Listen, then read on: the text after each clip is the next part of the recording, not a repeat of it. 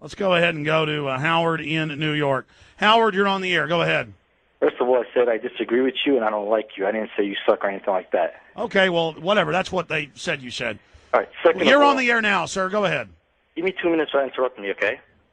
Then you can say anything. I know. You got want to always act like you got the power and you're setting the ground rules. Sir, make your point or I'm going to hang up on you. Okay. I've read your website a few times, and I've listened to a few guests you had on. And I see all these articles you have on your website talking bad about Israel, Benjamin Netanyahu, Ariel Sharon, and the like. And I feel, in my opinion, you're no better than George Galloway, no better than Ray McGovern, no better than Mel Gibson. In my opinion, I think you're an anti-Semite. And I just heard you say that Israel has 400 nuclear weapons. How do you know that? And if they did, they're the only civilized country in the Middle East, surrounded by a bunch of maniacs who want to bomb Well, hold on. them. This is all crazy here. Are you saying I'm lying about Israel having nukes? Well, how do you know? Prove that. Well, Mr. Morneau and a bunch of other people have come out, and Israel has admitted in a bunch of declassified documents because the media has only lied in the U.S. and said they didn't have nukes all these years, but now it's admitted. I mean, it's admitted, sir. You're saying I'm lying about that? Well, I never read an article saying that. Okay, And hold it on. seems to me- You don't want to it put seems you to on me- hold. Oops, I actually hung up on him. Listen, I can't do this with you, okay? I mean, I can't be in this delusional world with you. I can't do it anymore. All right, brother? I can't live in an imaginary world anymore. I won't do it. See, most Americans think if something's your opinion, that makes it so. He said, I'd like to see your article. I'd like to see your proof of that. They've arrested a bunch of their scientists that worked at these labs. They've had nukes since the early 1960s. The United States gave it to them. They've got, of course, former President Jimmy Carter, and then Israel got mad and said he released classified info. They said it was true. A few weeks ago said, hey, you got 200 and something nukes. That's how much he knew when he was in office. It's 400. The real number is more like 800. If you want to get technical, it's 800. But the mainline scholarly amount admitted the last time stuff got leaked in the early 90s was 400. They got German Dolphin subs. They've got cruise missiles, bombers, everything. And so I say Israel's got 400 nukes, whether it's 200 or 900, whatever. They got hundreds of nuclear weapons.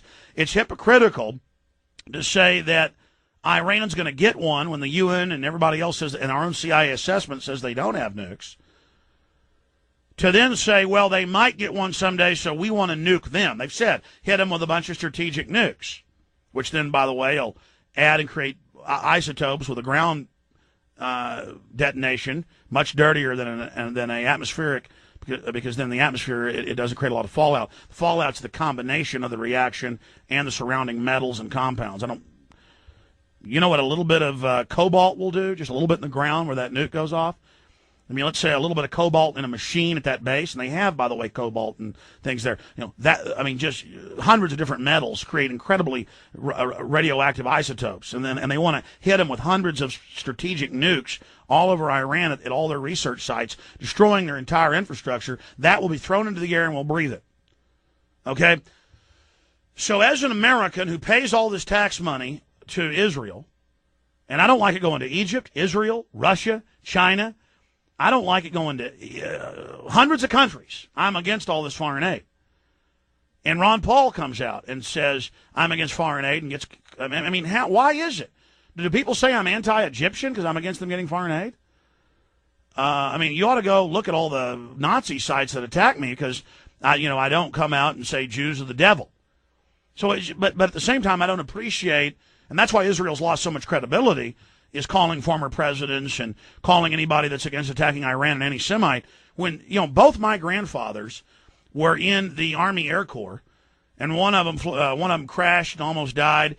The other was a gunner. One was a pilot, one was a gunner. And he never, until after he died, he just said, I was in the Army, and then we found out he was in B-17s and a gunner going into Germany. How dare you?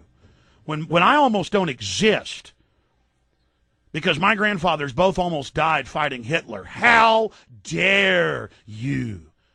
Now it's basically implied that America's Nazi Germany, and America's bad, and America has got to. And I'll tell you something, too. I don't like the fact that Israel's been caught spying on this country so much. And I don't like the fact that Benjamin Netanyahu's mother founded the Mossad. He's known to be a dual citizen, and he is known to be Homeland Security head. He wants to use Israeli companies, this is Reuters, to run domestic checkpoints and train our police to have domestic checkpoints in America, violate my Fourth Amendment. I wouldn't like a Mexican company doing that, or a Russian company, or an Israeli company. And it's my right under the First Amendment to say that I don't like that, and how dare you.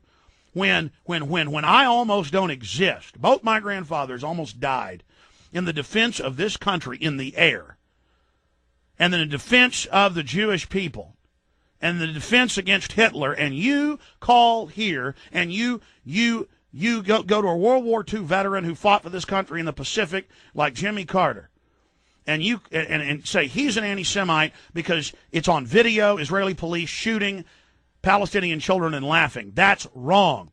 And then when you defend that, you then make the entire Israeli uniform disgraced. Just like when our troops torture people, they disgrace our uniform. It's people like that disgracing Israel and disgracing this country, not people speaking out against it. I mean, is this country a politically correct cult or something? I mean, Ray McGovern was a top CIA analyst for George Bush Sr. and Ronald Reagan. He reported before we attacked there was no WMDs and that they falsified the reports.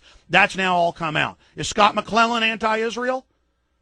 I mean, can't we just say we don't want World War III? The mainstream media is reporting that if they attack Iran for at least a year, we will have $12 a gallon gas. You know what that'll do to the rest of the economy? I don't want to have nuclear fallout. I don't want to kill more Arabs and Central Asians. I don't want bad things to happen. This is incredible. I have my First Amendment right to say I don't want war, along with 80% of the American people. And 80% of the American people know they're not anti-Semitic. Frankly, I never even think about Israel or Jews or people until the media brings it up and says, if you don't support nuking Iran, you love Hitler. How dare you? My very existence was threatened. And many of you lost your grandfathers and people fighting Hitler, and then we get called that. That is outrageous. We'll be right back with more news, stuff that actually matters, not little mindless diversions. They're coming to forcibly inoculate you. Stay with us.